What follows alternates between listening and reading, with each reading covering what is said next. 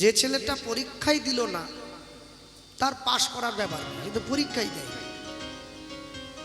বলছে পরীক্ষা তারই নেওয়া হয় যে পড়াশুনো করেছে, যে পড়াশুনো করে নাই তার আবার কিসের পরীক্ষা? সে তো 30 পাওয়ার জন্য স্কুলে গেছে, সে জানে আমি কোনো রকম একটু পাশ করতে পারলেই ব্যাস। কিন্তু যে পড়াশুনো করেছে সে 30 পাওয়ার জন্য যায়নি, সে 100 পাওয়ার জন্য গেছে। পরীক্ষা সেই দিচ্ছে যে পড়াশুনো করেছে। চৈতন্য মহাপ্রভুকে আমরা অবতার বলি বটে, কিন্তু চৈতন্য মহাপ্রভু অবতার নন, তিনি হচ্ছেন অবতরী। তরী মানে নৌকো। নৌকোতে চেপে বসলে যেমন ভাবে নদীর এ প্রান্ত থেকে ও প্রান্ত পর্যন্ত অনায়াসে পার হয়ে যাওয়া যায়, ঠিক তেমনি হরিনামের নৌকোতে উঠে বসলে এই দুস্তর ভবসিন্ধুটাও অনায়াসে পার হয়ে চলে যাওয়া যায়। এই সংসার সিন্ধুটা পার হতে গেলেও একটা নৌকোর প্রয়োজন আছে, আপনি এমনি এমনি পার হতে পারবেন না। দেখবেন যখন কারো বিয়ে হয় আর যখন কেউ মারা যায়, দুটো ঘটনাকে একটু পাশাপাশি মিলিয়ে দেখবেন। কারণ যখন মানুষের বিয়ে হয় তখন তো সকলে আনন্দ করতে ব্যস্ত থাকে, ফলে আর সব দিকে চোখ কান দেওয়া হয় না। আর যখন কেউ মারা যায় তখন সকলে কাঁদতে ব্যস্ত থাকে, ফলে সেদিকে আর চোখ কান দেওয়া হয় না। তাহলে প্রথম পার্থক্য এসে গেল, বিয়েতে আনন্দ হয়, মৃত্যুতে দুঃখ হয়, প্রথম পার্থক্য। 2, বিয়েতে তুমি তোমার ইচ্ছেতে সেজে যাও, আর মৃত্যুতে তোমার ইচ্ছার বিরুদ্ধে তোমাকে সাজিয়ে নিয়ে যাওয়া হয়। দ্বিতীয়বার। 3, 4 জনে মিলে পিঁড়ির উপরে বসিয়ে মুখে পান পাতা ঢাকা দিয়ে তোমাকে নিয়ে যায়, 7 পাকে ঘোরায়। বিয়েতে মৃত্যুতেও তোমাকে 4 জনে কাঁধে নিয়ে যায়, সেটা বসিয়ে নয়, সেটা শুইয়ে। 4 নম্বর পার্থক্য। 5, বিয়েতে সংসার জীবনের শুরু হয়, মৃত্যুতে সংসারের সমাপ্তি হয়। বিয়েতে যে যার বিয়ে সে পিছনে যায়, বরযাত্রীগুলো আগে আগে যায়। মৃত্যুতে যে মারা যায় সে আগে যায়, শ্মশান যাত্রীরা পিছনে পিছনে যায়। এখানে বোঝা যায় সুখের দিনে সবাই আগে যায়, দুঃখের দিনে সবাই পিছনে পিছিয়ে আসে। আপনি জীবনকে যত সহজ ভাবছেন অত সহজে কিন্তু জীবন চলবে না। যদি বলেন কেন? তাহলে জীবনকে সুখে চালাতে গেলে একটা বড় বাড়ির দরকার, একটা বড় গাড়ির দরকার, ব্যাংকে অনেক টাকা দরকার, সংসারে অশান্তি কম দরকার, এই জীবনটা সুখে চলে। শরীরটা নিরোগ দরকার। তাই এগুলো যদি সব আপনাকে দিয়েও দেয়া হয়, আপনি তবু কিন্তু জীবনকে সুখে চালাতে পারবেন না। কেন? সুখ দুঃখ দুটি ভাই, সুখের লাগিয়া করে যে প্রীতি, দুঃখ যায় তার ঠাঁই। আপনি জীবনে যত সুখ চাইবেন তত দুঃখ এসে আপনাকে ঘিরে ধরবে। আপনি সুখে আনন্দ করবেন না, দেখবেন দুঃখ আপনাকে ভেঙে দিতে পারছে না। আপনি অল্প সুখে আনন্দ করুন, নাল্পে সুখমস্তি। আপনি অল্প সুখে আনন্দ করুন, দেখবেন অল্প দুঃখ এলেই আপনি ভেঙে চূর্ণ বিচূর্ণ হয়ে যাচ্ছেন। হ্যাঁ, যে মায়েরা বসে আছেন, ধরুন যাদের বাড়িতে আমাদের থাকার ব্যবস্থা হয়েছে, যেই বাড়ির মায়েরা বোনেরা আজকে আমাদের খাওয়া দাওয়া সমস্ত আয়োজন করছে, তা আমি যদি তাদেরকে একটা, সেই বাড়ির মাকে একটা কটু ভাষা বলে দিই, না তুমি এটা কি আলু ভাজলে, নরম হয়ে গেছে, আর একটু শক্ত করে ভাজলে, আমি হয়তো বললাম, উনি কিন্তু আমার কথাটায় দুঃখ পাবেন না। কেন বলুন তো? আমার সঙ্গে ওনার কোনো রক্তের সম্পর্ক নেই, আমি 2 ঘন্টার অতিথি মাত্র। উনি খুব বড় জোর আমাকে বলবেন ছেলেটা ম্যানার্স জানে না, ব্যবহার জানে না, কি বলতে হয় জানে না, অশিক্ষিত, মূর্খ, এটা বলে দেবেন। তাও সামনে বলবেন না। যিনি, যে বাড়ির দাদা আমাকে রাখার ব্যবস্থা করেছে তাকে গিয়ে বলবেন। কিন্তু ওই মায়ের নিজের ছেলে যদি মাকে একটু দুঃখ দেয়, মা কিন্তু হাউ হাউ করে কেঁদে দেয়। কেন? আমি যে দুঃখ দিলাম তখন তো কাঁদলো না, নিজের ছেলে একটু কষ্ট দিতে কাঁদছে কেন? বলছে ছেলের সঙ্গে আত্মার সম্পর্ক আছে, তাই আত্মায় আঘাত লেগেছে, চোখে জল এসেছে। জীবনে কাউকে চেষ্টা করবেন আপনার জন্য কেউ দুঃখ যেন না পায়। আমি বলবো না আপনি কাউকে সুখ দেন, কারণ সকলের সুখের দায়িত্ব তো আপনি নিতে পারেন না। আমি এটা একবারও বলবো না আপনি সবাইকে সুখ দেন, তবে আমি এটা বলবো কাউকে জানতে জানতে দুঃখ দেবেন না। যে করে লোকের মন্দ তার মন্দ করে গোবিন্দ। আপনি যদি অপরকে দুঃখ দেন, ভগবান কিন্তু আপনাকে দুঃখ দেবে। ভগবান যখন আপনাকে দুঃখ দেবে, আপনি কিন্তু সেই দুঃখটা রাখবার জায়গা পাবেন না। রত্নাকর দস্যু নারদ মুনিকে হাত পা পেঁচিয়ে বেঁধে বলেছিল না, এই যে জঙ্গলের পথ দিয়ে যে সমস্ত পথচারীরা যায়, আমি এদেরকে হত্যা করি, এদের সর্বস্ব ধন সম্পদ লুট করি, নিয়ে গিয়ে আমার পরিবারের মুখে অন্ন তুলে দেই, আমার স্ত্রীকে নতুন শাড়ি গয়না কিনে দেই, আমার বৃদ্ধ পিতা মাতাকে আমি সেবা করি। তাহলে আমি তো নিজের জন্য করছি না, আমি আমার পরিবারের সুখের জন্য করছি। নারদ মুনি বলছেন, শোনো রত্নাকর, তুমি তোমার পরিবারের জন্য যত অন্যায় করছো, যত পাপ করছো, তোমার পরিবার কিন্তু এই পাপের ফল নেবে না, তোমাকেই নিতে হবে। কি বললে? যে পরিবারের জন্য এত করছি, হ্যাঁ, সেই পরিবার আমার পাপের ফল নেবে না, তুমি দাঁড়া। ও, তুমি তো আবার সাধু, বড় চালাক, পালিয়ে যেতে পারো। নারদ মুনি বলছেন, সাধু কোনোদিন পালিয়ে যায় না, চোর চিটিংবাজ যারা তারা পালিয়ে যায়। আমি আছি এখানে, এই গাছতলায় বসে আছি, তুমি একটু জিজ্ঞাসা করে এসো তোমার স্ত্রী, তোমার ছেলে মেয়ে, তোমার বাবা মাকে, তারা তোমার এই অপরাধের ভাগ নেবে কিনা। রত্নাকর দস্যু ছুটে গিয়ে নিজের মায়ের হাতটা ধরেছে, মা তুমি তো আমাকে জন্ম দিয়েছ, আমার জন্মদাত্রী মা তুমি, তুমি, আমি যে তোমার ছেলে, এত অপরাধ করে, এত অন্যায় করে, এত মানুষকে মেরে তোমাকে সেবা করছি, সকলের টাকা, এই এরা তো বড্ড কথা বলে,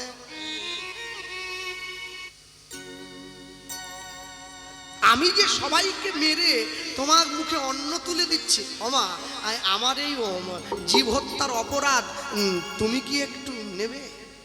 মা বলছে, খোকা আমি তোকে জন্ম দিয়েছি, এত বড় করে দিয়েছি, স্তনদুগ্ধ পান করিয়েছি, তোকে নিজের থেকে বেশি ভালোবাসা দিয়ে বড় করেছি। আমার যেমন কর্তব্য ছিল তোকে বড় করা, তোরও কিন্তু কর্তব্য বুড়ো বয়সে আমার সেবা করা। তুই কোথা থেকে করবি সেটা আমার জানার দরকার নেই, আর তোর অপরাধের ভাগ আমি নেব কেন? মায়ের কাছে আঘাত খেয়েছে, স্ত্রীকে গিয়ে বলছে, বাবাকে গিয়ে বলছে, সকলে বলছে, কেউ আমরা তোমার পাপের ভাগ নেব না। এইবার এই যখন বলেছে, মনে অনুশোচনা এসেছে। অনুশোচনা, যে সিগারেট খায় সে কিন্তু জানে না সিগারেট খেলে ক্যান্সার হতে পারে। তার যদি আত্মচৈতন্য হতো সে কিন্তু খাওয়া বন্ধ করে দিত।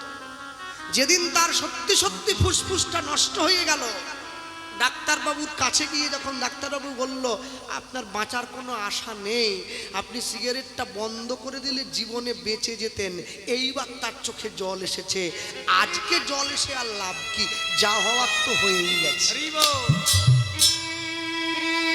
সময় থাকতে শুধরে নেন জীবন, সময় থাকতে নিজেকে পরিবর্তন করে নেন। আপনি অসময়ে গিয়ে পরিবর্তন করলে আপনি লাভ পাবেন কি করে?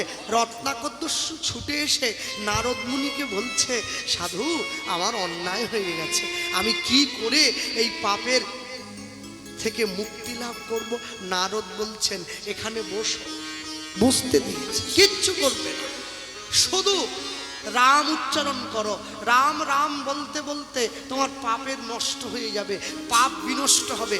যতবার রাম উচ্চারণ করতে যাচ্ছে রাম উচ্চারণ হয় না, মরা উচ্চারণ হচ্ছে। অন্তরের ভক্তি, অন্তরের রাম মরে গেছে, তাই মরা উচ্চারণ হচ্ছে। হ্যাঁ, ছেলে গুরু দীক্ষা নেয়নি, ছেলের বয়স হয়ে গেছে 50 বছর, বাবার বয়স 100, বাবা মারা গেছে। লক্ষ্য করবেন আমার কথাটা, ছেলে শ্রাদ্ধ করতে বসেছে, ঠাকুর মশাই বসে আছে, বলো মন্ত্র, ছেলে হাতে ফুল নিয়েছে, অপবিত্র পবিত্র বা সর্বাবস্থাং গত বিপা, ছেলে কিন্তু এমএ পাস। ঠাকুর মশাইয়ের দিকে কান বাড়ি আরেকবার বলুন, আমি বলতে পারছি না, একটা করে বলুন। ঠাকুর মশাই বুঝে নিয়েছে আসবে না, ও আরেক রত্নাকর আটকে পড়েছে, চাইলেও আসে না। ঠাকুর মশাই এবার জোরে বলে না, এবারে আস্তে আস্তে করে বলে, বল অপবিত্র, এইবারে শুনিয়ে তারপরে বলছে। কেন বলুন তো? যখন গাছটা লাগাবার কথা ছিল তখন তো আগাছার চাষ করেছেন সংসারে, আজকে আগাছায় মাটিটা নষ্ট হয়ে গেছে। সমস্ত কিছু নষ্ট হয়ে যাওয়ার পর আজকে আপনি আগাছাগুলোকে তুলে দিয়ে বারুইপুর থেকে একটা লিচু আর পেয়ারার গাছ এনে আগাছার জঙ্গলে পুঁতে দিলেন, সব বোনাস। ও ফলই হয় না, ও তো নষ্ট হয়ে গেছে। যে বাগানে পেয়ারার চাষ হয়, আমি তো বারুইপুরের দিকে গানে গেলে দেখেছি, বাগানটার মধ্যে ঢুকে পড়লে মনে হয় 10 মিনিট বসে থাকি। নিজের বাড়ির থেকে পরিষ্কার রেখেছে বাগানটা। কেন বলুন তো? বলে এই বাগানটা আমার পেটের অন্ন যোগান দেয়, একে পরিষ্কার না রাখলে, একে যত্ন না করলে আমার সংসারের যত্ন করব কি করে? তাহলে যে বাগানটা আপনার সংসারের অন্ন যোগান দেয় আপনি তাকে পরিষ্কার রাখলেন, আর যে হরিনাম আপনার জীবনকে মুক্তি প্রদান করবে তাকে পরিষ্কার রেখেছেন তো? তাকে কিন্তু পরিষ্কার রাখেন। মরা মরা বলতে বলতে যেদিনকে পুনরায় এই অন্তরে ভক্তিরূপী জমিতে আবার রামরূপী গাছটার সৃষ্টি হয়েছে, তখন তিনি আর রত্নাকর নেই, তার উপরে উইয়ের ঢিপি হয়ে গেছে। উইয়ের ঢিপিকে সংস্কৃত কথায় বল্মিক বলে বলা হয়। আর উইয়ের ঢিপির মধ্যে থেকে রাম নামের ধ্বনিটা ভেসে আসছিল বলে তার নাম হয়েছিল বাল্মীকি মুনি। তবে রামায়ণ লিখেছে, তবে জগতের জীব পেয়েছে। মনে রাখবেন, রত্নাকরদস্যু যদি বাল্মীকি হতে পারে তাহলে জগতের মানুষ কেন ঈশ্বরের চরণ প্রাপ্ত করতে পারবে না? পয়সা দিয়ে বাড়ি কেনা যায়, পয়সা দিয়ে শান্তি কোনোদিন কেনা যায় না। পয়সা দিয়ে ঘড়ি কেনা যায়, সময় কোনোদিন কেনা যায় না। পয়সা দিয়ে দামি দামি বই কেনা যায়, বিদ্যা কোনোদিন কিনতে পাওয়া যায় না। পয়সা দিয়ে দামি পালঙ্ক কেনা যায়, ঘুম কোনোদিন কিনতে পাওয়া যায় না। পয়সা দিয়ে দামি দামি সোনার গহনা কিনে গায়ে পরা যায়, পয়সা দিয়ে দেহের সৌন্দর্য কোনোদিন কিনতে পাওয়া যায় না। আর সবার শেষে বললেন, পয়সা দিয়ে ভালো ভালো জামা কাপড় কিনে পরে ভালো মানুষ সাজার অভিনয় করা যায়, মনুষ্যত্ব কিনতে পাওয়া যায় না, ওটা অর্জন করে নিতে হয়। হরি বল, হরি বল, হরি বল। যার জন্যে সন্ধ্যে মানুষ ভাই, সবার উপরে মানুষ সত্য, তাহার উপরে নাই। হ্যাঁ, না, ও যতই মোড়ার মতো ভান করুক, তুই ছাড়বি কেন? ওই চলে গেছে। হ্যাঁ, মনে রাখ, ভগবান দুই দিকেই আছেন, যে ডাকাত কালী পুজো করে মায়ের চরণে নরবলি দিয়ে ডাকাতি করতে যায়, মা তার পক্ষেও আছে। যার বাড়ি ডাকাতি হবে সে যে মাকে ডাকছে, মা তো তার দিকেও আছে। হ্যাঁ, ভক্তমণ্ডলী, ভক্তিমতী মায়ের। এখন তো গতকাল তারাপীঠে গিয়ে দেখছি মায়ের চরণে পুষ্পাঞ্জলি দেওয়ার থেকে, মাকে ভালোবাসার থেকে পাঁঠা খাওয়ার ভিড় বেশি। তারাপীঠে পাঁঠা নিয়ে লোক ঘুরে বেড়াচ্ছে। হ্যাঁ, যেন পিকনিক করতে এসেছে। লাল একটা করে টিক কেটে পাঁঠা নিয়ে সব ঘুরে বেড়াচ্ছে। হ্যাঁ, মা কালী পাঁঠা খায়। এগুলো মানুষ তৈরি করছে খাবে বলে। কোনো পৃথিবীতে দেবদেবী আমিষ খায় না, সকলে নিরামিষ। বামা খেপা কোনোদিন মা কালীকে পাঁঠা দিয়ে ভোগ দেয়নি। তৈলঙ্গ স্বামী কোনোদিন মাকে মাছের ঝোল দেয়নি। রামকৃষ্ণ পরমহংসদেব কোনোদিন মাকে ছাগল দেয়নি। এগুলো আমাদের মতো অকৃতজ্ঞ মানুষরা দেবদেবীদের চরণে উৎসর্গ করে, যার কোনো উদ্দেশ্য নেই, যার কোনো উদ্দেশ্য নেই। ভক্তমণ্ডলী, ভক্তিমতী মায়েরা সম্মুখে নিয়ে গিয়ে যখন দাঁড়ালো, 1 মাস পরে বাসুদেব দত্ত এসেছে জ্যোতির্ময় পালের ঘরে, গৌড় আনতে এসেছে। আঁচলে ঢাকা দিয়ে গৌড় দিয়ে দিয়েছে। বাসুদেব দত্ত গৌড় নিয়ে বাড়ি চলে যাচ্ছে। মুখে চল চল চল চল রে, চল চল চল চল রে, বদন ভরে বল রে, বদন ভরে বল রে, জয় গৌর প্রাণ গৌর গৌর গৌর বল রে, জয় গৌর প্রাণ গৌর গৌর গৌর বল রে, জয় গৌর প্রাণ গৌর গৌর বল রে, জয় গৌর প্রাণ গৌর গৌর গৌর বল রে, চল চল চল চল রে, চল চল চল রে, নবদ্বীপ ধাম চল রে, নবদ্বীপ ধাম চল রে, গোড়ামাতলা চল রে, গোড়ামাতলা চল রে, শিবাসঙ্গন চল রে, শিবাসঙ্গন চল রে, জন্মস্থান চল রে, জন্মস্থান চল রে, জয় গৌর প্রাণ গৌর গৌর গৌর বল রে, জয় গৌর প্রাণ গৌর গৌর গৌর বল রে, উলুধ্বনি হরি হরি বল, হরি হরি বল, বল রে, জয় গৌর প্রাণ গৌর গৌর গৌর বল রে, চল চল চল চল রে, চল চল চল চল রে, বদন ভরে বল রে, বদন ভরে বল রে, জয় গৌর বল রে, জয় গৌর বল রে, জয় গৌর প্রাণ গৌর গৌর গৌর বল রে, জয় গৌর প্রাণ গৌর গৌর গৌর বল রে, জয় গৌর প্রাণ গৌর গৌর গৌর বল রে, জয় গৌর প্রাণ গৌর গৌর গৌর বল রে, হরি বল।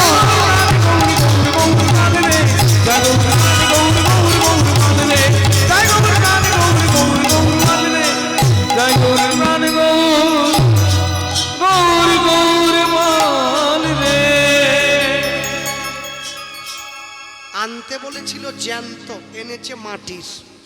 উত্তরীয়টা ঢাকা দিয়ে আছে, মনে ভাবছে আগে ঠাকুর ঘরে ঢুকিয়ে দিতে হবে, তারপরে যা হবে দেখা যাবে। যদি জানতে পেরে যায় যে জ্যান্ত আনিনি, মাটির ঠাকুর এনেছে, তাহলে আমাকেও তাড়াবে, গৌরকেও তাড়াবে। ওটি হবে, আগে ঢুকিয়ে দিতে হবে। এই চিন্তা করে গৌরকে কোলে নিয়ে মা, এই যে বাসুদেব দত্ত দরজার বাইরে দাঁড়িয়ে ডাকছে, পদ্মা পদ্মা দরজা খোলো। পদ্মাবতী ছুটে গিয়ে দরজাটা খুলে দিয়েছে। স্বামী, দেখি ছেলেটা কেমন হলো, রোগা না মোটা, লম্বা না বেঁটে, দাঁড়া। অনেক কষ্টে ঘুম পাড়িয়েছি, একবার যদি জেগে যায়, তুমি ঠাকুর ঘরের দরজাটা খুলে দাও। পদ্মাবতী ঠাকুর ঘরের দরজাটা খুলে দিয়েছে। সিংহাসনে গৌরকে শুইয়ে বাসুদেব দত্ত দরজাটা বাইরে থেকে বন্ধ করে দিয়েছে। এই যে মায়েরা বসে আছেন, দয়া করে বাড়িতে সিঁড়ির নিচে কেউ ঠাকুর ঘর করবেন না। ঠাকুর তলার জিনিস না, আবার তলার জিনিস না বলে চিলে কোঠায় তুলে দেবেন না। অনেক অনেক বাড়িতে আমি দেখেছি 3 তলা বাড়ি, 4 তলা প্ল্যান আছে, এখনো কমপ্লিট হয়নি, ওপরটা টিন দেওয়া আছে, ওইখানে ঠাকুর ঘরটা করেছে। সে বাড়ির মালিককে যখন বললুম, বাবু এত উপরে কেন, নিচে এতগুলো ঘর আছে, সে আমাকে ঘুরিয়ে বলতিছে, বর্ষাকালে খুব বাজ পড়ে জানেন, যদি বাজ পড়ে ঠাকুরের মাথায় আগে পড়বে, আমাদের যেন না পড়ে। মানে ঠাকুর ওপরে আছে। যদি ঝড়ে ইনকেস কেউ উড়ে যায়, উপরের টিনটা উড়ে যাবে, তারপর ঠাকুরটা উড়ে যাবে। যাক না, আমরা নিচে আছি, গরমকালে প্রচুর রোদ। ঠাকুর যদি ভালো থাকতে চায়, ঠাকুরকে নিজেকে বলতে হবে রোদ কম হোক, আমরা এমনি ভালো থাকবো। ওরা নিচে আছে। মানে মানুষ কিভাবে গুছিয়েছে ভগবানকে। হ্যাঁ, এইসব চিটিংবাজি বাদ দাও। ঠাকুরকে সিঁড়ির তলায় ঢোকাবে না, ঠাকুরকে চিলে কোঠায় তুলবে না, ঠাকুরের ঘর তৈরি করবে, ঠাকুরের ছোট্ট মন্দির বানিয়ে ভগবানকে তার মধ্যে রাখবে। যে তোমায় সব দিয়েছে তাকে একটু নিজের মতো করে রাখো। তুমি যদি তাকে ভালোবাসো, সে তোমাকে সুন্দর সংসার উপহার দেবে। আর তুমি তাকে যদি ভালোবাসা না দাও, সে তোমাকে সংসারে শান্তিতে থাকতে দেয় না। ভক্তমণ্ডলী, ভক্তিমতী মায়েরা, পদ্মাবতী ঠাকুর ঘরের দরজাটা খুলে দিয়েছে। বাসুদেব দত্ত সিংহাসনের মধ্যে ঠাকুরকে শুইয়ে দরজাটা বাইরে থেকে বন্ধ করে দিয়ে গঙ্গা স্নানে চলে গেল। পদ্মাবতী মনে মনে ভাবছে ছেলেটা যে কেমন হলো, একবার দেখবো বলে। আহা, গৌর পাইত পোষ্য করব, হোক না গৌর পরের ছেলে। গৌর পাইত পোষ্য করব, হোক না গৌর পরের ছেলে। গৌর পাইত পোষ্য করব, হোক না গৌর পরের ছেলে। গৌর পাইত পোষ্য করব, হোক না গৌর পরের ছেলে। আদর করে নেব কোলে, অগয়াদর করে নেব কোলে। ডাকবে আমায় মামা বলে, গৌর পাইত তাই গৌর হরিব, হোক না গৌর পরের ছেলে। গৌর পাইত পোষ্য করব, প্রাণ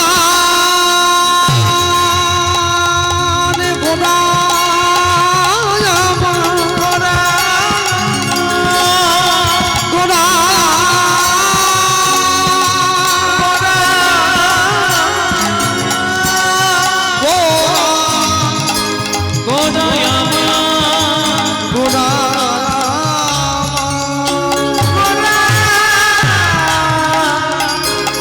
আমার, মনের মধ্যে বিশ্বাস নিয়ে মা কি করলো, দরজাটা খুলে দিয়েছে। আর যেই দরজাটা খুলে দিল, মা কি দেখছে, গৌর খেলা করে সিংহাসন পরে পরে মা মা মা বলি ডাকে উচ্চই স্বরে, উচ্চ ঈশ্বরে।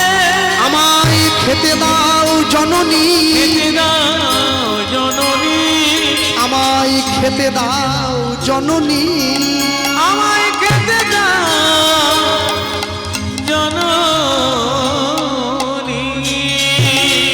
ছুটে গিয়ে মা গৌরকে কোলে তুলে নিয়েছে। কোলে তুলে নিয়ে আপন মনে গৌরকে সঙ্গে নিয়ে মা খাওয়াচ্ছে। কি সেবা দেয়? ক্ষীরসরণী খাওয়ায় জননী, চিরশরণী খাওয়াই জননী, ক্ষীরসরণী খাওয়ায় জননী, চিরশরণী খাওয়াই জননী। সোনার গৌর কোলে গৌরে, চিরশরণী খাওয়াই জননী, চিরশরণী খাওয়াই জননী। সোনার গৌর, সোনার গৌর কোলে গৌরে।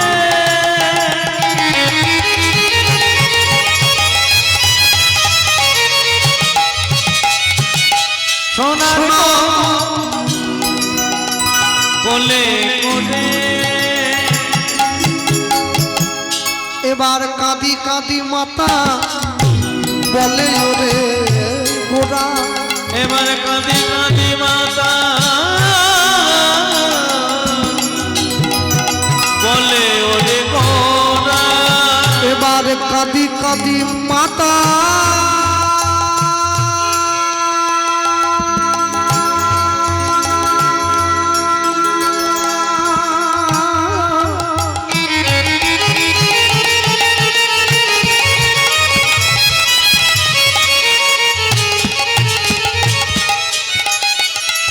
বলে ওরে গোরা এবারে কাঁদি কাঁদি মাতা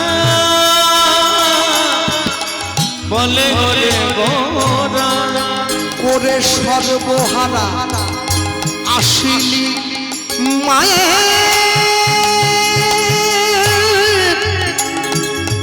কোলে। এবারে কাঁদি কাঁদি মাতা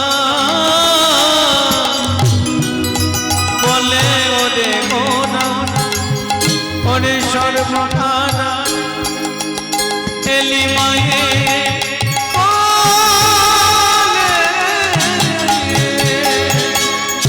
তুই কথা দে আমায় ছেড়ে যাবি না, কথা দে আমার ছেড়ে যাবি না, তুই আজ হতে আমার হয়ে রইবি, কথা দে আমায় ছেড়ে যাবি না, তুই আজ হতে আমার হয়ে রইবি, কথা দে আমায় ছেড়ে যাবি না, আমায় মা বলে ডাকিবি, কথা দে আমায় ছেড়ে যাবি না, তুই মা বলে আমায় ডাকিবি, কথা দে আমায় ছেড়ে যাবি না, বলি ওরে আমার প্রাণের গোড়া, কথা দে আমায় ছেড়ে যাবি না, তুই করলি আমায় সর্বহারা, কথা দে আমায় ছেড়ে যাবি না, বলি ওরে আমার প্রাণের গোড়া, হরি বল। আমায় ছেড়ে যাবি না, ওরে আমার প্রাণের গোরা, ছেড়ে দে আমায় ছেড়ে যাবি না, কথা দে আমায় ছেড়ে যাবি না, ওরে সর্বহারা এলি মায়ের কোলে, এলি মায়ের কোলে। বাসুদেব দত্ত গঙ্গা স্নান সেরে এসে দেখছে পদ্মাবতী গৌরকে কোলে নিয়ে দোলা দিচ্ছে। স্বামী দেখছে গৌর মাটির, মা দেখছে গৌর জ্যান্ত। বিশ্বাসে বিলায় বস্তু, তর্কে বহুদূর। বাসুদেব দত্ত মনে মনে চিন্তা করছে, এবারে বোধহয় ধরা পড়েই গেলাম, আর যাওয়ার কোনো জায়গা নেই। দূর থেকে দাঁড়িয়ে প্রশ্ন করছে, কি গো পদ্মা, তুই যে গৌরকে কোলে নিয়ে দোলা দিচ্ছ, গৌরকে কোলে নিয়ে দোলা খাওয়াচ্ছ, গৌরকে পছন্দ হয়েছে তো? পদ্মাবতী বলছে, যত ভালো চেয়েছিলাম তার থেকে অনেক ভালো পেয়ে গেছি। কেন? স্বামী দেখছে গৌর জ্যান্ত, আর মা, হ্যাঁ মা দেখছে গৌর জ্যান্ত, স্বামী দেখছে গৌর মাটি। ভগবান কেমন? যার কাছে যাবে। ভক্তমণ্ডলী ভক্তিমতী মা ওই যে কোলে নিয়ে শুয়ে রয়েছে। পদ্মাবতী গিয়ে গৌরকে প্রশ্ন করছে, কিরে আমি তোকে দেখতে পাচ্ছি, বাবা তোকে দেখছে না কেন? গৌর কি উত্তর দিচ্ছে, মা তুমি আমায় যেভাবে ভালোবেসেছ, তুমি যেই বিশ্বাসে আমায় দেখেছ, বাবা কিন্তু সেই বিশ্বাসে আমায় দেখেনি। হ্যাঁ, বাবা যদি সেই বিশ্বাসে আমায় দেখতো তাহলে কিন্তু বাবা আমায় দেখতে পেত। রজনীকান্ত সেনের বিখ্যাত একটা গান আছে, আমি ছোট্ট মনে করি দিই আপনাদের, বিখ্যাত গান আছে না, কি রূপে এসেছি কেমনে বাজাব, তা ভাবিয়ে কেন জীবন কাটাবো, আমি কি রূপে এসেছি কেমনে বাজাব, তা ভাবিয়ে কেন জীবন কাটাবো, আমি জানি শুধু তোমাকেই পাবো, এই শুধু আমি জানি হে, অরূপ স্বরূপ সগুণ নির্গুণ দয়াল ভয়াল হরি হে, আমি কি বা জানি, আমি কি বা বুঝি, আমি কেন ভেবে মরি হে, অরূপ স্বরূপ সগুণ নির্গুণ দয়াল ভয়াল হরি হে আমি কি বা জানি, আমি কি বা বুঝি, আমি কেন ভেবে মরি হে। এই যে গানটা দেখুন, কত সুন্দর সুরের মিল আছে। আর নজরুল ইসলাম কি লিখছেন, রজনীকান্ত সেন লিখছেন, নিজেই গাইলেন, নিজেই লিখলেন, নিজেই গাইলেন। কি রূপে এসেছি কেমন বাজা, তা ভাবিয়ে কেন জীবন কাটা। তাই তো? আচ্ছা তাকিয়ে দেখেন, বলে রে আমার শ্যামল কোথায়, কোন মথুরায়, কোন তারকায় বাজে বৃন্দাবনের, কোন পথে তা বৃন্দাবনে, কোন পথে তা নুপুর অবিরাম। ওরে নীল যমুনার জল বলে রে মোরে কোথায় ঘনশ্যাম, আমার কৃষ্ণ ঘনশ্যাম। ওরে নীল যমুনার জল, কি রূপে এসেছি কেমনে বাজা, তা ভাবিয়ে কেন জীবন কাটাবো। আমি জানি শুধু তোমাকেই পাবো, এই শুধু আমি জানি হে। অরূপ স্বরূপ সগুণ নির্গুণ দয়াল ভয়াল হরি হে আমি কি বা জানি, আমি কি বা বুঝি, আমি কেন ভেবে মরি হে। ভগবানকে আপনি যেইভাবে ভালোবাসবেন, ভগবান আপনার ঘরের দরজায় সেইভাবে এসে দাঁড়াবে। যে দেখে ভগবান দয়াল, তার কাছে ভগবান দয়াল। আর যে দেখে ভগবান ভয়াল, তার কাছে ভগবান ভয়াল। হ্যাঁ, ভক্তমণ্ডলী, ভক্তিমতী মায়েরা, আপনি যেই অবস্থায়, যেভাবে, যেখানে ঈশ্বরের চিন্তা করবেন, যদি চিন্তাটা তার চিন্তার সঙ্গে এক হয়ে যায়, তাহলে আপনাকে দুবার ভাবার দরকার নেই। ঈশ্বর সেই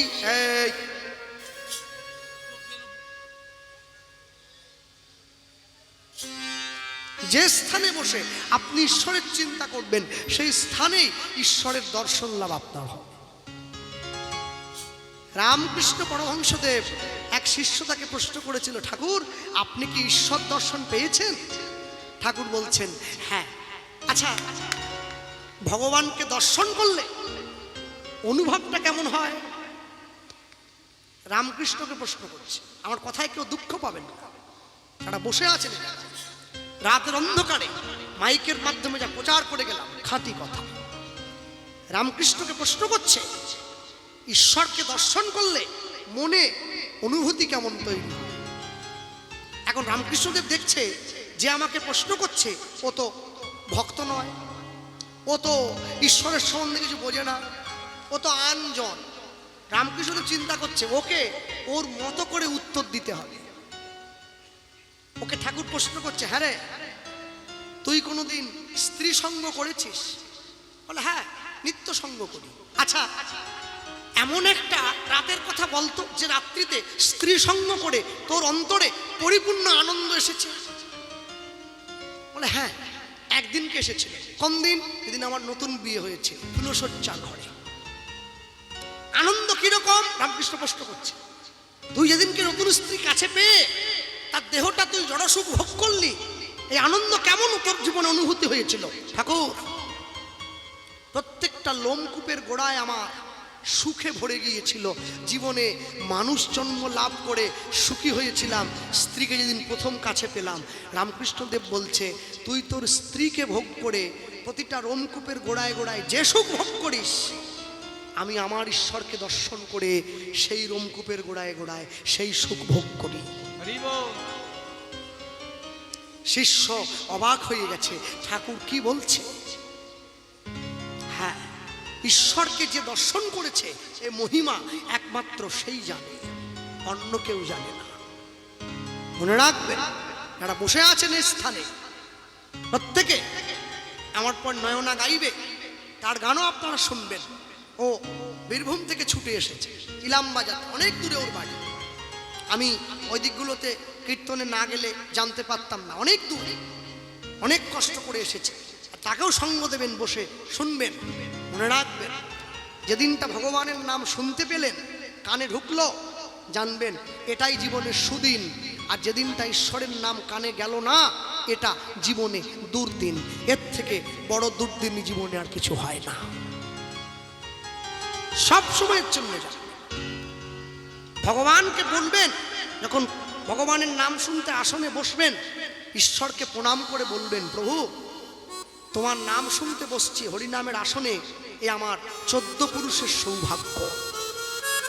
তুমি আশীর্বাদ করবে, কৃপা করবে।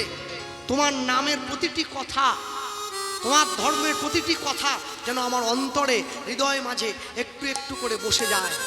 আমি যেন সারা জীবন তোমার নামের দাস হয়ে থাকতে পারি, কোনো দিনের জন্যে আমি যেন তোমার নাম ছাড়া না হয়ে যাই, কোনোদিনের জন্য, সবসময়। কেন বলুন তো? দেখবেন একটা নাম মালিকায় মালা জপ করে। মালায় কি জপ করে? হাতে মালা নিয়ে, জপের মালা হাতে নিয়ে কি জপ করছে? একটাই কথা, হরে কৃষ্ণ কৃষ্ণ কৃষ্ণ হরে হরে, হরে রাম রাম রাম রাম হরে হরে। এই আঙুলটা মালার ঝোলার বাইরে আছে। কেন? এটা বিষ আঙুল। মালায় তো বিষ লাগালে হবে না, মালা তো অমৃত। এই দুটো গাঁটের মধ্যে দিয়ে কাঠি জ্বলছে। 4 বার মালাটা ঘুরলে এক গ্রন্থি হয়, একটা বড় কাঠি সরে আসে। 108টা কাঠি আছে পুরো নামমালাটা। মরজে কাঠিটা সুধন্যার মুন্ড বলে বলা হয়, ঘুরাচ্ছে না। 108টা, হ্যাঁ, মাথাটা সুধন্যার মুন্ড, ওটি আলাদা, ওটি কাঠির সঙ্গে ধরলে হবে। হ্যাঁ, এবার এই 108টা কাঠিতে ভাগ আছে। 64 মহান্ত আছে, অষ্টকবিরা, 6 চক্রবর্তী, দ্বাদশ গোপাল, অষ্টসখী, 108টা কাঠি মিলিয়ে আছে। এমনি নয়, প্রতিটা কাঠি ছোট বড় মাঝারি করে ভাগ আছে। একই রকম হতে পারে না, সব কাঠি একই রকম নয়। ঘোরাচ্ছে। 4 বার মালাটা ফিরে এলে এক গ্রন্থি মালা হয়, একটা বড় কাঠি সরে আসে ওপর থেকে নিচে পর্যন্ত। এই যে মালা জপ করছেন, কেন করছেন? কি জন্য করছেন? এত কষ্ট করে জপ করবেন কেন? একটা কারণেই জপ করছেন। কি কারণ? নাম অভ্যাস করছেন। ময়লা বাসনটা পরিষ্কার করতে করতে এক সময় বাসনটা চকচকে হয়ে যায়। কি? চকচকে হওয়ার পর যদি আবার ঘষেন, আরো চকচকে হয়ে যায়। কয়লাটা কিন্তু কালো, কিন্তু কয়লার গুঁড়ো দিয়ে বাসনটা মাজলে বাসনের ময়লাটা চলে যায়, কয়লা কিন্তু পরিষ্কার হয় না। কয়লা কালো, বাসনটা পরিষ্কার করে। তাহলে চকচকে বাসনটাকে আবার পরিষ্কার করতে চাইলে আবারও পরিষ্কার হয়। নাম যত বলবেন নামও পরিষ্কার হবে। মৃত্যুর সময় তখন মরণ সামনে দাঁড়াবে, কানে শোনার শক্তি চলে যাবে, নাকে গন্ধ চলে যাবে, চোখ দেখতে পাবেন না, মুখে ভাষা বন্ধ হয়ে যাবে, মুখে লালা চলে আসবে, বায়ুপিত্ত কফ শরীরটাকে চেপে ধরবে, জিভটা বেরিয়ে পড়বে। তবু অন্তরে নাম যেন উচ্চারণ হয়। এইভাবেই বাসনটাকে মাজতে হয়, মনের বাসনটাকে মেজে রাখতে হয় বারবার ধরে, যাতে নামটা বারবার ধরে উচ্চারণ হয়, কোনো ক্ষতি না হয়। নিতাই প্রেমানন্দ। হরি বল, হরি বল। বারংবার, হ্যাঁ, আছে না? মান্নাদের গান ছিল, শোনেননি? সবে ঘৃণা ভুলে তোমারা চলে, আমি সবে ঘৃণা ভুলে তোমারা চলে, মুছে দাও সযতনে, বড় ময়লা জমেছে মনে। আচ্ছা না? বড় ময়লা জমেছে মনে। এই কিছু গাইলে শুধু বাজায়। সবে ঘৃণা ভুলে তোমার চলে সবে ঘৃণা ভুলে মা গো মা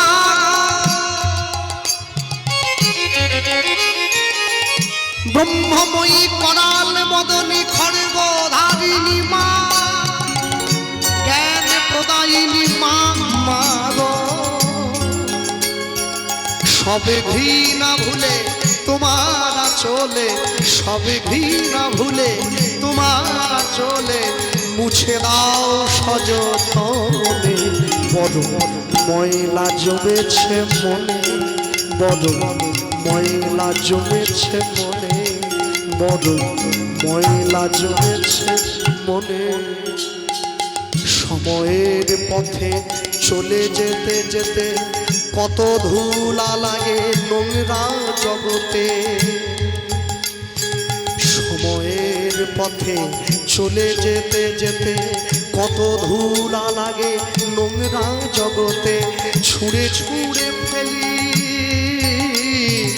ছুঁড়ে ছুঁড়ে ফেলি ধুয়ে ধুয়ে ফেলি ছুঁড়ে ছুঁড়ে ফেলি ধুয়ে ধুয়ে ফেলি তবু থাকে এ জীবনে বড় ময়লা জমেছে মনে বড় ময়লা জমেছে মনে সবে ঘৃণা ভুলে লুদ্ধনি সবে ঘৃণা ভুলে তোমার চলে সবে ঘৃণা ভুলে তোমার চলে মুছে দাও সযতনে বড় ময়লা জমেছে মনে মা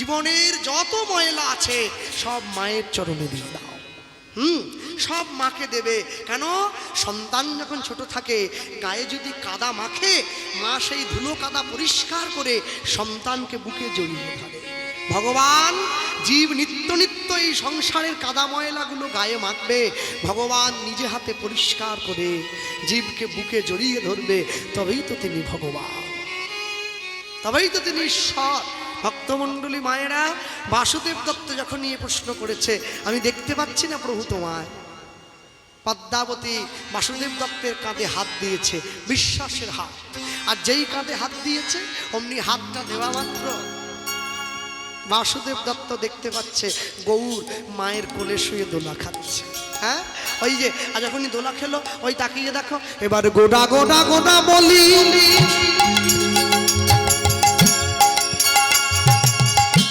গোটা গোটা গোটা বলি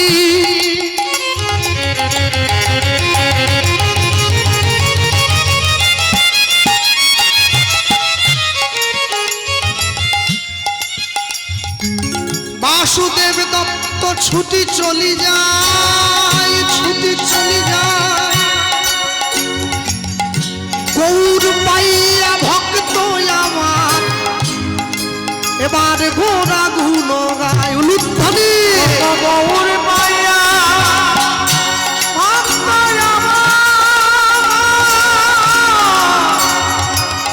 গোরা গুণ গৌর পাইয়া ভক্ত আমার গোরা গুণ গৌর পাইয়া ভক্ত আমার গৌর গুণ লোচন দাসে বলে প্রেমে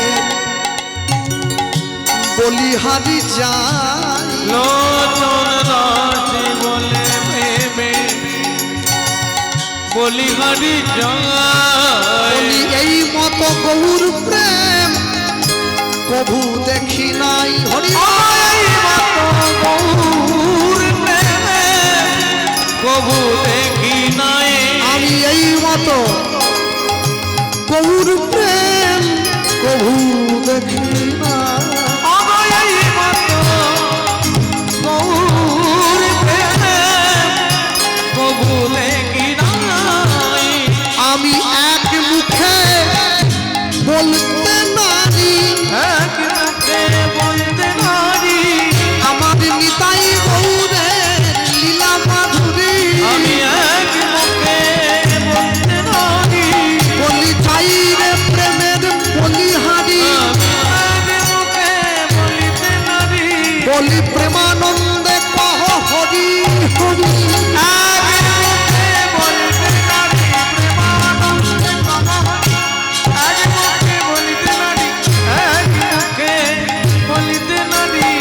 লোচন রসে কহে প্রেমে বলিহারি যাই।